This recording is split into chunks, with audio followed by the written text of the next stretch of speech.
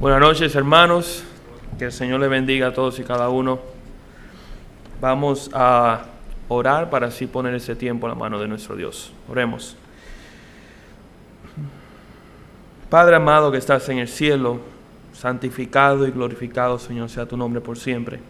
Padre, venimos delante de ti agradecidos por otra oportunidad que tú nos permites, Señor, de estar reunidos como iglesia para alabar tu nombre, Señor, glorificarte, elevar estas alabanzas, Señor, y reconocer quién tú eres y lo que tú has hecho.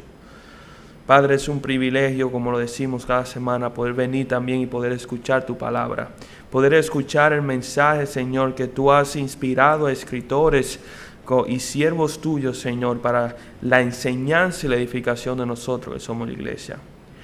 Te ruego, Señor, que en esta noche tú derrames tu espíritu tanto en mí como en mis hermanos, Señor, de manera que podamos ser confrontados con tu palabra, Señor, que podamos ser transformados y que tú nos muestres, Señor, cómo es la imagen de tu Hijo a la cual nosotros debemos imitar.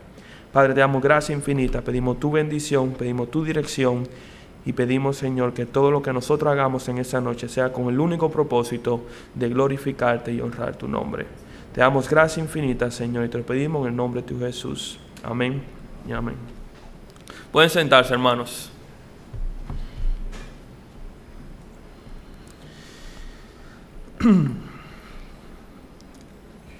Quisiera comenzar diciendo una frase que desde el primer momento que la escuché quedó grabada en mi corazón y desde ese entonces siempre la tengo presente, especialmente cuando vemos algunas de las noticias que está sucediendo hoy en día. Y esta frase fue dicha por uno de los padres de la iglesia primitiva, fue dicha por Tertuliano, aquel padre de la iglesia del siglo II, y es la siguiente: la sangre de los mártires es la semilla de la iglesia. La sangre de los mártires es la semilla de la iglesia. Desde su principio, la iglesia de Cristo ha experimentado persecuciones.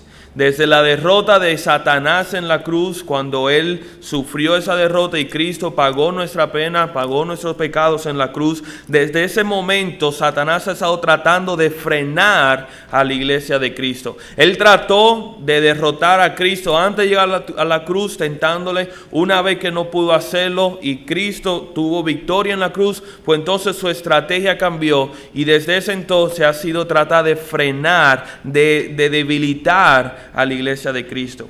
Y lo ha hecho esto obviamente a través de los años, comenzando con el apóstol Esteban, aquel hermano que fue apedreado, según nosotros vemos en Hechos capítulo 7, por el mismo pueblo judío y por los mismos líderes. Pero después seguimos viendo a través de la historia de la iglesia cómo más hermanos han tenido que pagar con su vida el hecho de que ellos son seguidores de Cristo. Nosotros pensamos, por ejemplo, en la muerte de Jacobo, el hermano de Juan, que fue también dado por muerte por Herodes, según nosotros vemos en Hechos capítulo 12. También vemos la persecución de la iglesia en Jerusalén por parte de los judíos, que había obligado a la iglesia de Jerusalén a esparcirse y, como quien dice, correr y huir a las diferentes ciudades que no sea Jerusalén, según vemos nosotros en Hechos capítulo 8.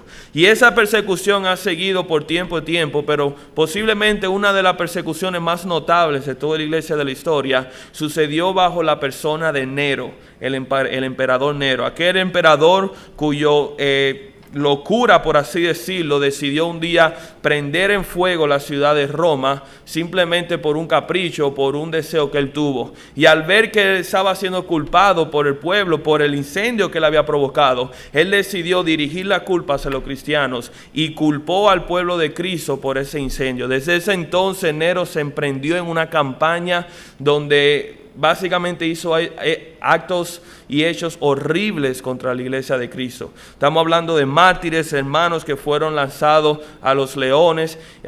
Cuentan los historiadores incluso de hermanos que fueron cocidos con pieles de animales y lanzados a los perros de manera que puedan ser comidos por ellos. Algunos hermanos que también habían sido mártires y con sus cuerpos Nero había tomado una estaca, había atravesado su cuerpo y lo había prendido en fuego para iluminar sus jardines.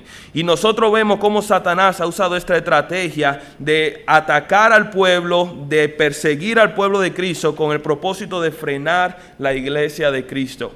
Pero si algo nosotros podemos ver a través de la historia es que sucedió lo contrario. En vez de la iglesia menguar, lo que ha hecho que ha crecido. En vez de nosotros ver un miedo y un temor abrumador en la iglesia, lo que esto ha creado es un avivamiento y un denuedo para proclamar el evangelio. Y estas persecuciones en cierta forma purificaron y fortalecieron a la iglesia de nuestro Señor. Esas persecuciones fueron parte del plan de Dios, de manera que el evangelio pudiera llegar a todas las partes del mundo. Y muy a menudo nosotros vemos que son las iglesias que son perseguidas, aquellas iglesias que tienden a ser más saludables y que están llevando a cabo la obra del Señor. Y eso fue muy cierto en una iglesia que nosotros vemos en el Nuevo Testamento, y esa es la iglesia de la ciudad de Esmirna, la cual nosotros vamos a ver en esa noche. Y vamos a ver esa noche la evaluación que hizo Cristo a esta iglesia, la cual había sido perseguida y había sido tribulada por la ciudad en la cual se encontraba. Si pueden ir conmigo, por favor, a Apocalipsis capítulo 2, versículo 8. El libro de Apocalipsis capítulo 2, versículo 8. En esa noche nosotros vamos a ver dos realidades sobre la iglesia de Esmirna. Dos realidades sobre la iglesia de Esmirna. Y el título del mensaje de esa noche es Evaluaciones que trascienden, mensaje a la iglesia de Esmirna. Ustedes recordarán que la última vez que estuvimos juntos vimos el mensaje de la iglesia de Éfeso, y en esta ocasión vamos a ver el mensaje a la iglesia de Esmirna. Vamos a comenzar leyendo desde el versículo 8 en adelante. Dice así: Y escribe al ángel de la iglesia de Esmirna, el primero y el postrero, el que estuvo muerto y vivo, dice esto: Yo conozco tus obras y tu tribulación y tu pobreza, pero tú eres rico, y la blasfemia de los que dicen ser judíos y no lo son, sino sinagogas de Satanás. No temas en nada lo que vas a padecer. He aquí, el diablo echará a algunos de vosotros en la cárcel, para que seáis probados, y tendréis tribulaciones por 10 días. Sé fiel hasta la muerte, y yo te daré la corona de la vida.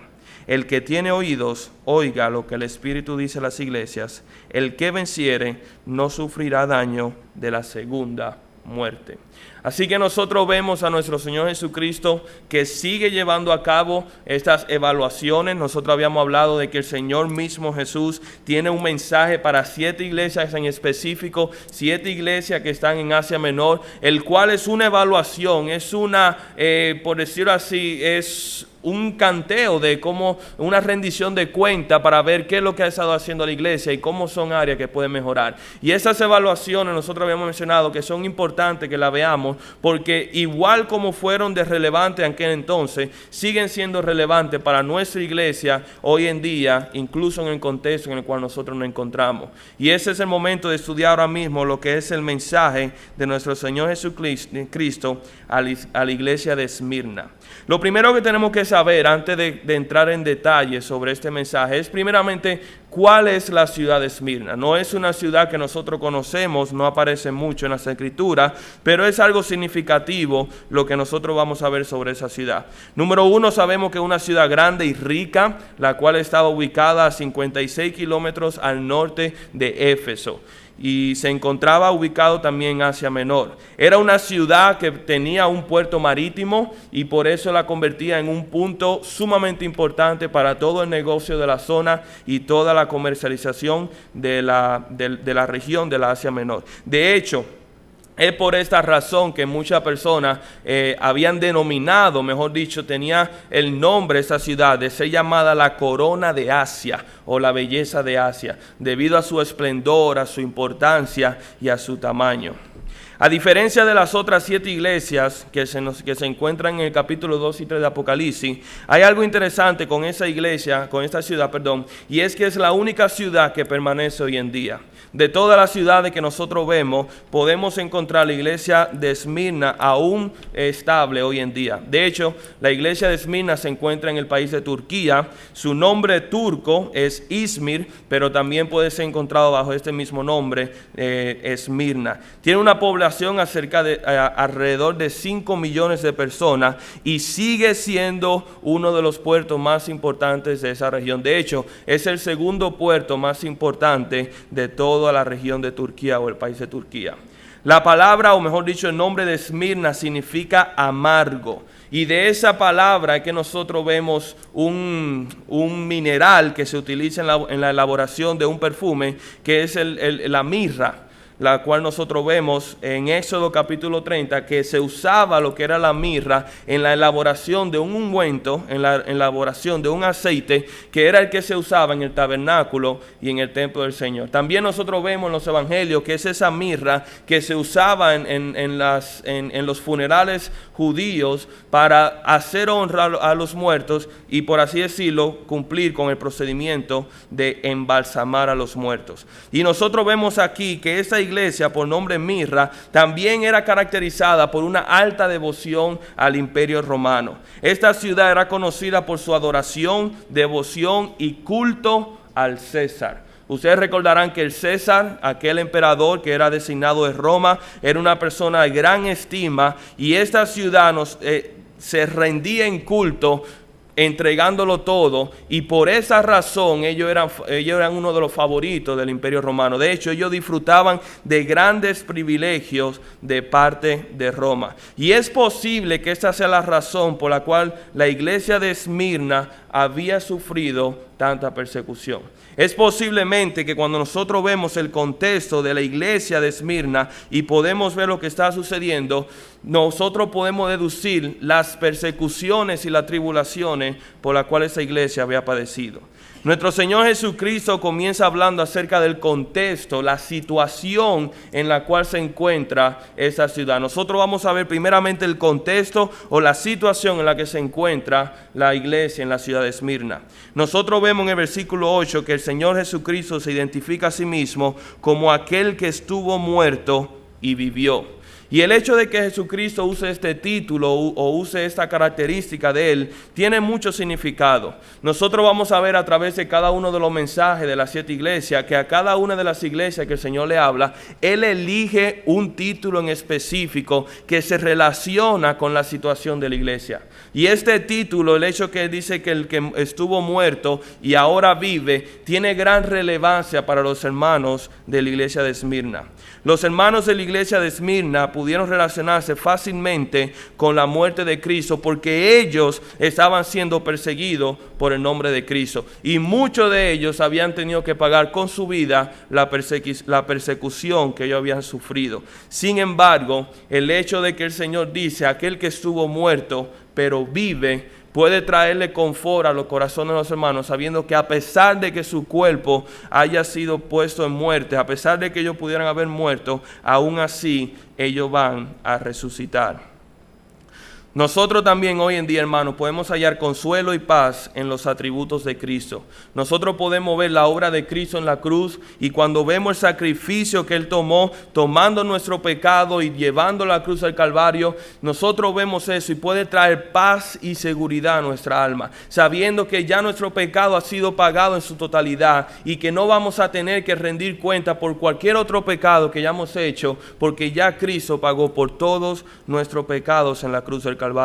También podemos ver su resurrección y tener esperanza de que a pesar que nosotros estamos, como quien dice, atados a este cuerpo pecaminoso, no va a ser siempre así, sino que va a llegar un día cuando nosotros vayamos a la presencia de nuestro Dios, que nosotros también vamos a ser libertados de ese cuerpo pecaminoso y vamos a tener un cuerpo a la imagen de Cristo cuando Él fue resucitado. Y nosotros podemos encontrar esta paz, podemos encontrar esta esperanza cuando nosotros vemos a la persona de Cristo y cuando prestamos atención a cuáles son sus atributos y su mérito como único y suficiente Salvador. No solamente eso, pero también dice aquí el Señor Jesucristo al principio del versículo 9, yo conozco tus obras. Y nosotros habíamos mencionado eso en la última vez que tuvimos, pero es algo que nos inspira también seguridad y confianza. Saber que nuestro Señor Jesucristo no está ajeno a ninguna de las situaciones que puede sucedernos en la vida. Él nos conoce nuestros corazones, discierne nuestro pensamiento, conoce nuestras intenciones y es la única persona completamente capaz de hacer un juicio certero y atinado de todos y cada uno de nosotros, y en especial de los hermanos de la iglesia de Esmirna. Así que vamos a ver cuál era la situación en la cual se encontraban esos hermanos. Dice el versículo 9 rápidamente, dice, yo conozco tus obras y tu tribulación y tu pobreza, pero tú eres rico, y la blasfemia de lo que se dicen ser judíos y no lo son, sino sinagogas de Satanás. Lo primero que dice el Señor Jesucristo es, yo conozco tu tribulación, yo conozco tus pruebas. La palabra tribulación que nosotros vemos en ese pasaje es una palabra griega que acarrea la idea de una persona que está siendo apretado o exprimido por las circunstancias. De hecho, esa palabra se usaba para definir cuando venían la persona a lo que era el lagar, donde se encontraban el fruto de la vid, donde se encontraba la uva. Ustedes recordarán que posiblemente una zona donde se ponían la uva, y ellos venían y comenzaban con sus pies a exprimir la uva de manera que pudiera salir el fruto de la vid. Y es ese mismo concepto que recibía esa palabra de tribulación, de personas que estaban siendo aplastados, que estaban siendo exprimiendo por las circunstancias en las cuales ellos se encontraban. La ciudad de Esmirna era un centro importante para el culto imperial romano. Ustedes recordarán que el imperio romano tenía una alta devoción, un alto servicio a lo que es el emperador. Y ellos creían que cuando un emperador moría, cuando un César moría, esa persona era elevado al nivel de ser un dios. Y por ende era completamente normal adorar a los Césares o a los emperadores pasados como si hubiera sido cualquier deidad o cualquier figura o cualquier dios. Y eso era un culto común, era un culto preeminente y estaba evidentemente marcado en esta ciudad. El hecho de que una persona pudiera negarse a rendir culto al César, el hecho de que una persona se negara a reconocer al César como Señor o como una autoridad divina, eso pudiera causar una segregación, una alejación completamente de lo que es la sociedad de esa ciudad.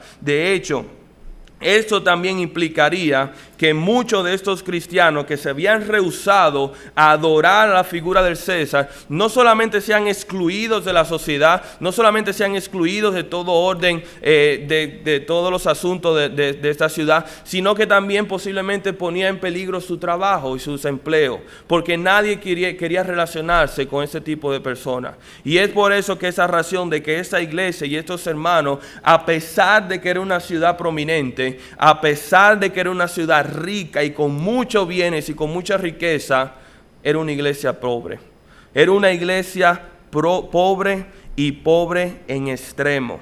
Nuevamente, la palabra griega que se utiliza aquí para describir la palabra pobre, habla de una persona que es pobre en extremo, al punto tal de que necesita mendigar para poder sobrevivir. Y es una palabra que se utiliza solamente 3 veces en el Nuevo Testamento. O sea que esta iglesia, la cual se encontraba en una ciudad rica, prominente, como quien dice, avanzando, sin embargo se encontraba en una situación de precariedad, se encontraba en una situación de pobreza.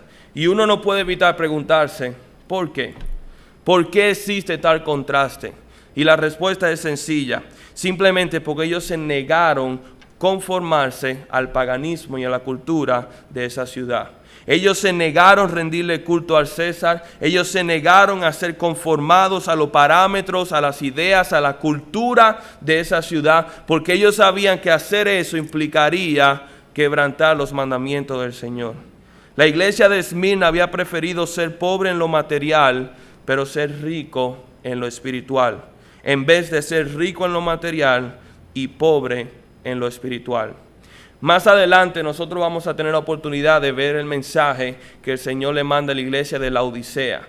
Y es sumamente interesante porque el mensaje que el Señor le manda a la iglesia de Laodicea es completamente lo opuesto a lo que estaba sucediendo aquí en Esmirna. De hecho, dice Apocalipsis capítulo 13, versículos 17 y 18, dice lo siguiente con respecto a la iglesia de Laodicea. Dice, porque tú dices, yo soy rico y me he enriquecido, y de ninguna cosa tengo necesidad. Y no sabes que tú eres un desventurado, miserable, pobre, ciego y desnudo. Por tanto, yo te aconsejo que de mí compres oro refinado en fuego para que seas rico, y vestiduras blancas para vestirte, y que no descubra la vergüenza de tu desnudez, y unge tus ojos con colirio para que veas. Aquí vemos una iglesia a la cual ellos mismos se denominaban ricos, ellos mismos tenían posesiones, ellos mismos tenían una situación cómoda. Sin embargo, estaban completamente desnudos espiritualmente. Estaban completamente pobres y miserables y ciegos y desventurados en su condición espiritual. Pero ese no fue el caso de la iglesia de Esmirna. Aunque la iglesia de Esmirna era pobre en bienes temporales, ellos se habían enriquecido en Cristo. Y su riqueza estaba guardada en la eternidad. No en esta tierra pasajera, sino en la eternidad. Pero no solamente no habla aquí acerca de sus tribulaciones y de su pobreza, también nos menciona una tercera afrenta que tenía la iglesia, y era precisamente la blasfemia de aquellos que se hacían llamar judíos. Los judíos o el pueblo judío disfrutaba de un privilegio poco usual del Imperio Romano, y este era que ellos tenían libertad de ejercer su religión. El pueblo romano había reconocido el judaísmo como religión del pueblo judío y le había otorgado el permiso para poder practicarla. Y esto era una libertad que no todos los pueblos o todas las culturas pudieran disfrutar. De hecho, el pueblo de Dios, los cristianos, se habían aprovechado de esta libertad para también ellos poder ejercer su culto, porque ante los ojos del Imperio Romano, el cristianismo no era más que otra forma del judaísmo. El cristianismo caía bajo la sombrilla del judaísmo, por ende cualquier persona pudiera ejercer o ser cristiano sin tener que necesariamente quebrantar las leyes romanas. Y esto enojaba y enfadaba en gran manera a los judíos. Y ellos buscaban forma de tratar de poner a las autoridades romanas en contra de los cristianos de aquel entonces. Ellos buscaban forma al punto tal de que ellos estaban dispuestos a asociarse con las autoridades romanas, de manera que las autoridades romanas se puedan entonces poner en contra de los cristianos. Y esa era una actitud hipócrita, esa era una actitud llena de pecado y llena de egoísmo. Y es por esa razón que Jesucristo le llama a ellos sinagoga de Satanás. Sinagogas de Satanás. Ellos habían blasfemado en que a pesar de ser judíos por nacimiento, no eran judíos verdaderos, sino paganos en su vida espiritual. Estos perseguidores de Esmirna eran judíos de raza y religión, pero no eran verdaderos hijos de Abraham. Y eso lo podemos ver claramente también en Romanos capítulo 2, versículos 28 a 29, cuando dice lo siguiente: pues no es judío el que lo es exteriormente, ni es la circuncisión lo que se hace exteriormente en la carne, sino que es judío el que lo es en lo interior, y la circuncisión es la del corazón, en espíritu, no en letras, la alabanza del cual no viene de los hombres, sino de Dios. Más aún, ellos habían rechazado a Cristo Jesús como Mesías. No solamente ellos se habían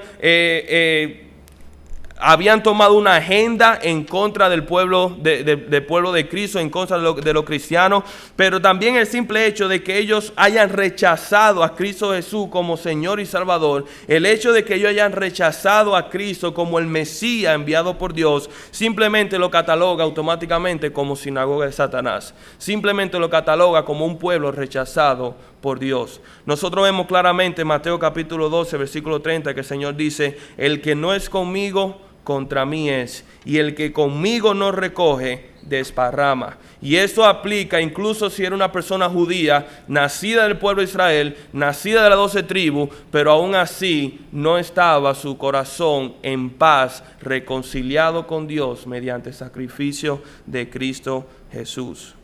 Esta iglesia de Esmirna, cuando nosotros vemos la imagen grande de esta iglesia, podemos deducir de que era una iglesia rodeada de una cultura pagana e idólatra.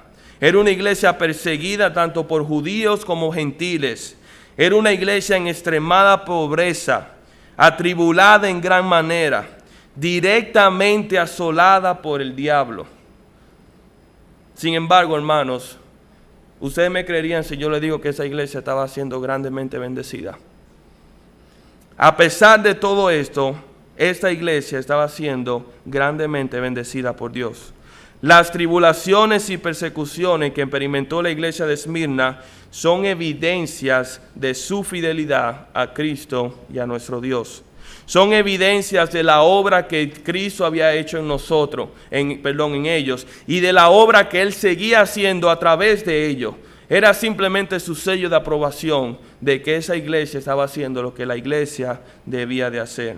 Primera de Pedro capítulo 1 versículos 6 al 7 dice lo siguiente: en lo cual vosotros os alegráis, aunque ahora por un poco de tiempo, si es necesario, tengáis que ser afligidos en diversas pruebas, para que sometida a prueba vuestra fe, mucho más preciosa que el oro, el cual, aunque perecedero, se prueba con fuego, sea hallada en alabanza, en gloria y honra, cuando sea manifestada a Jesucristo. Y aquí nosotros vemos cómo el mismo apóstol Pedro nos enseña que era obligatorio, era necesario que nuestra fe sea probada. Y no sea probada con simple herramientas, sino con fuego consumidor, fuego que corrompe toda inmundicia y toda falla, de manera que el producto final pueda ser un producto puro y santo. Nuestra fe en Dios, mucho más preciosa que el oro, debe y necesita ser probada. De lo contrario, no crecerá a la altura de la alabanza, gloria y honra de nuestro Señor Jesucristo. Dios estaba confirmando el testimonio y el ministerio de la iglesia en Esmirna mediante su tribulación. Y hermanos, yo quiero ser sincero con ustedes cuando yo voy a decir esto. Porque viendo el ejemplo de la iglesia de Esmirna y viendo el ejemplo de tantas iglesias a través de la historia de la iglesia, uno tiene que hacerse la pregunta: ¿y qué de mí?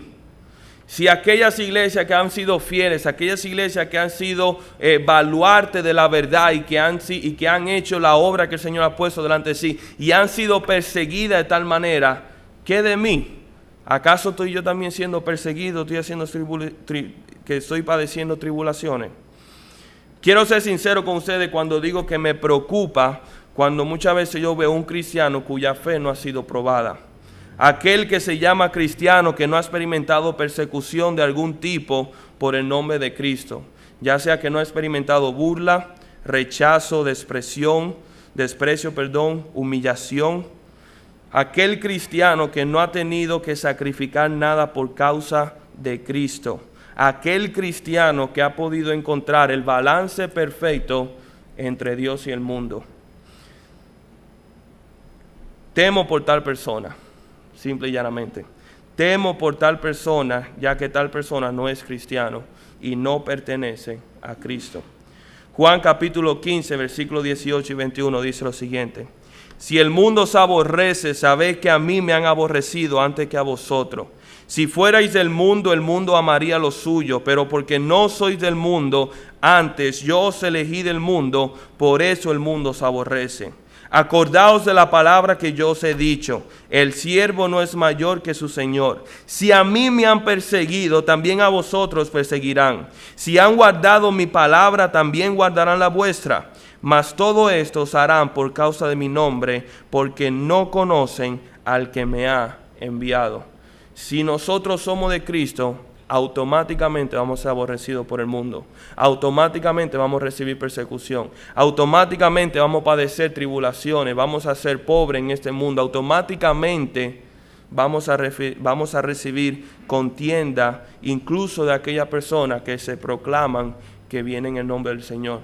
De hecho, el mismo capítulo siguiente, capítulo 15, versículos del 1 al 4, dice: estas cosas os he hablado para que no tengáis tropiezo. Os expulsarán de la sinagoga, y aún viene la hora cuando cualquiera que os mate pensará que rinde servicio a Dios. Y harán esto porque no conocen al Padre ni a mí, mas os he dicho estas cosas para que cuando llegue la hora os acordéis de que ya os lo había dicho. Y la iglesia de Esmirna estaba viviendo en carne propia cada una de las palabras del Señor Jesucristo. Tanto ellos estaban siendo aborrecidos por toda la ciudad, estaban siendo aborrecidos por el imperio romano, pero específicamente estaban siendo aborrecidos por aquellos que se hacen llamar de Dios, que era el pueblo judío y la sinagoga. Y todo esto a causa de la fidelidad que ellos demostraban al Señor. Esa era la situación en la cual se encontraba la iglesia de Esmirna. Sin embargo, el Señor Jesucristo tiene una palabra que darle a esta iglesia. Lo interesante de esta iglesia es que la única iglesia, aparte de la iglesia de Filadelfia, que no recibe una reprimenda o que no le llaman la atención por algo que está haciendo. Es la única iglesia, aparte de la iglesia de Filadelfia, que no recibe una desaprobación de parte de nuestro Señor Jesucristo. Cristo no tiene nada que reclamarle a esta iglesia. No existe un pero. En todas las otras iglesias Él dice: yo reconozco esto y esto, pero, o yo conozco esto y esto, pero aquí no vemos ningún pero por ningún lado. Solamente vemos una palabra de aliento de parte de nuestro Señor. Pueden que no hayan disfrutado de la aprobación de los hombres, pero con toda certeza ellos habían disfrutado de la aprobación de Dios. Ahora, ¿cuál es la ironía de esta situación? Es interesante que Dios no dice en ninguna parte en esos versículos: aguanta un poco más que ya casi termina. En ningún momento le dice: espera otro poco más que ya se acerca el final. Este no es el consuelo que Él le da. Muchas veces yo entiendo esta circunstancia porque en el ministerio en el cual me desenvuelvo, tengo que a veces dar la orientación a consejeros que van a participar en campamento. Y cuando tenemos campamento con jóvenes de 13 a 18 años, 200 jóvenes que son en su gran mayoría inconversos, uno tiene que tener mucha paciencia y mucho amor por Cristo para poder hacerlo. Y en las orientaciones que yo le digo, muchas veces yo digo: hermano, va a ser una prueba, va a ser difícil, tienen que mantenerse en comunión, tienen que mantenerse orando. Y si ustedes sienten como que están perdiendo la batalla, oye, acuérdense que nada más son 2 días que dura. Ponga su vista en que ya mañana va a estar regreso a su casa. Y eso en cierta forma es un alivio, sabe como que wow, estoy aquí, pero ya mañana va a cambiar la situación. Sin embargo, ese no fue el caso de la iglesia de Esmirna. No hubo una palabra de aliento en la cual el Señor le dijo: no te preocupes que ya casi está acabando. Al contrario, lo que nuestro Señor le dice a la iglesia es que va a venir más pruebas.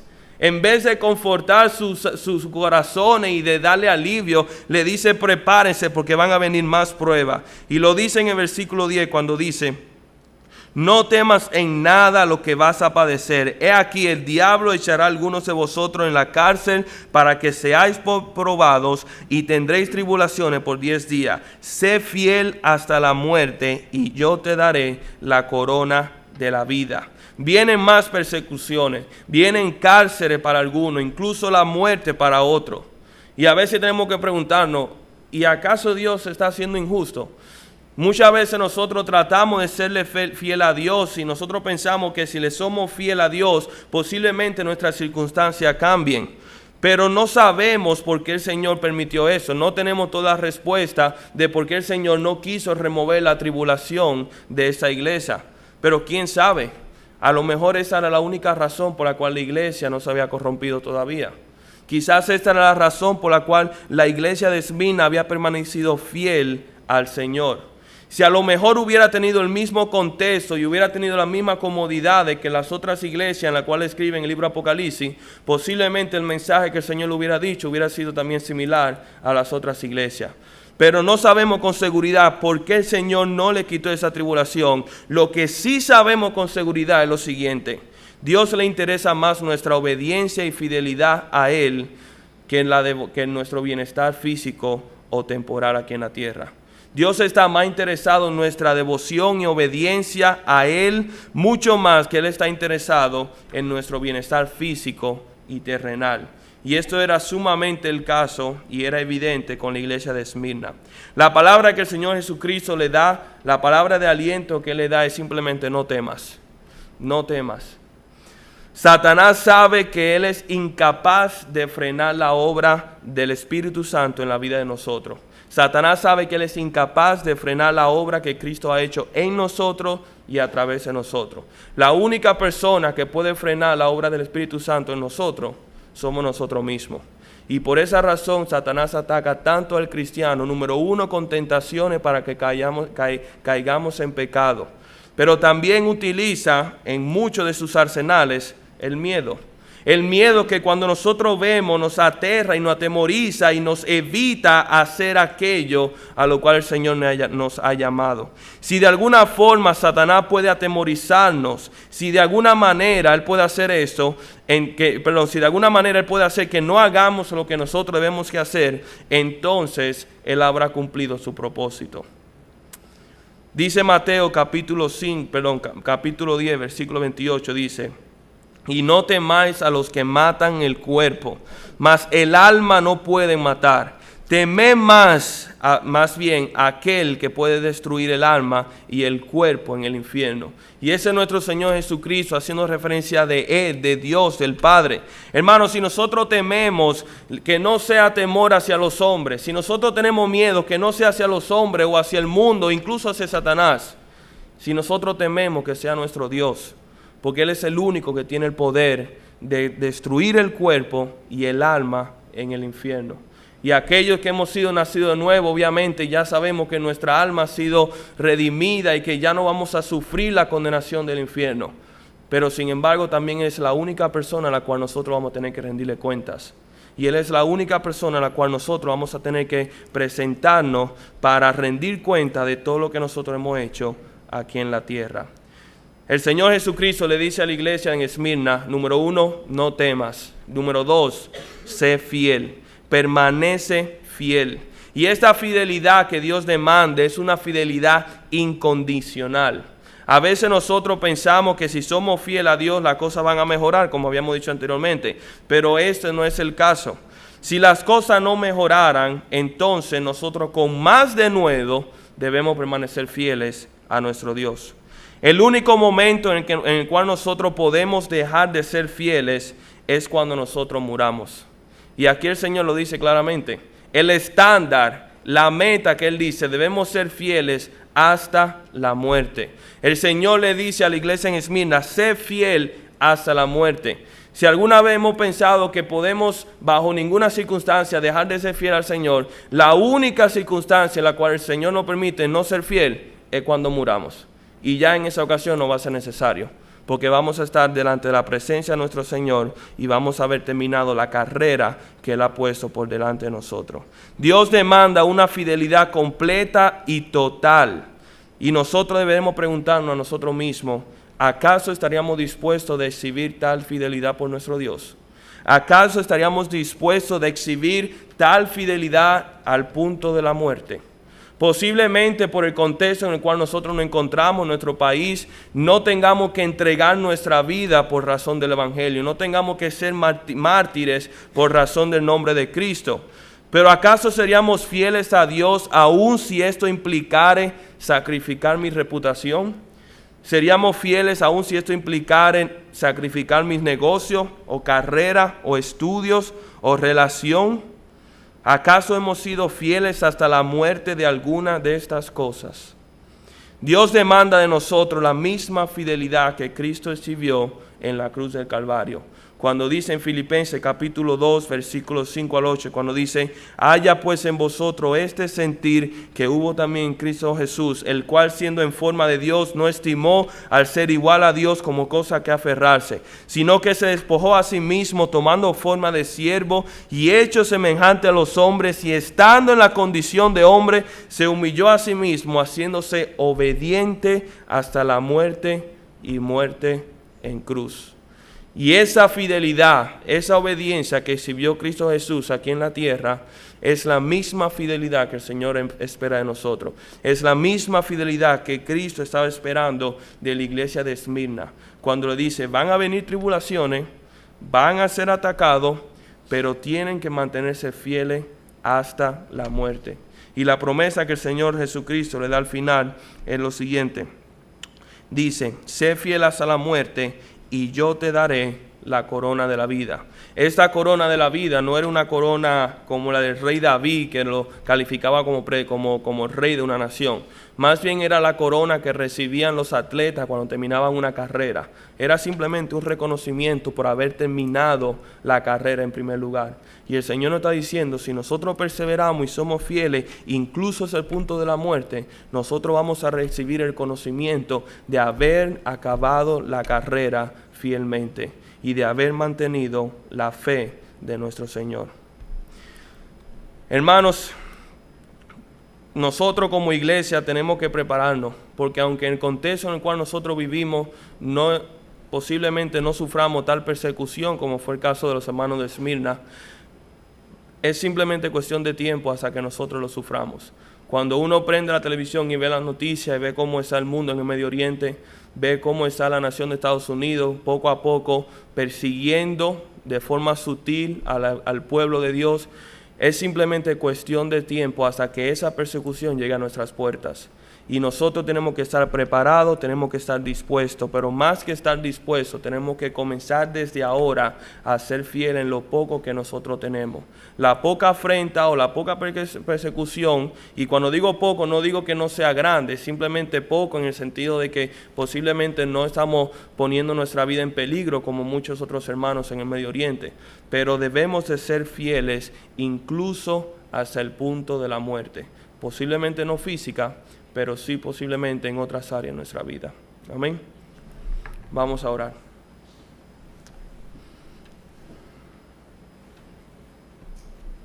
Padre amado que estás en el cielo, mi Dios, te damos gracia infinita por tu palabra. Te damos gracias, Señor, por iglesia como la de la ciudad de Esmirna, Señor, que a pesar de la tribulación, a pesar, Señor, de la persecución, pudieron mantener su testimonio, Señor, pudieron cumplir la obra que tú le has encomendado, Señor, y pudieron también mantener su fe y ser fieles a ti.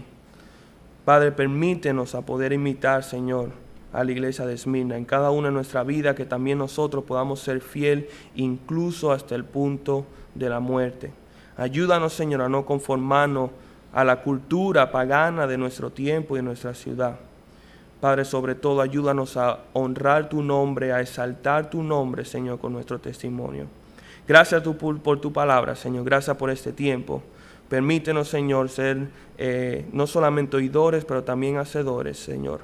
Y sobre todas las cosas, Señor, permítenos poder exaltar tu nombre en esta semana y en el resto de nuestra vida.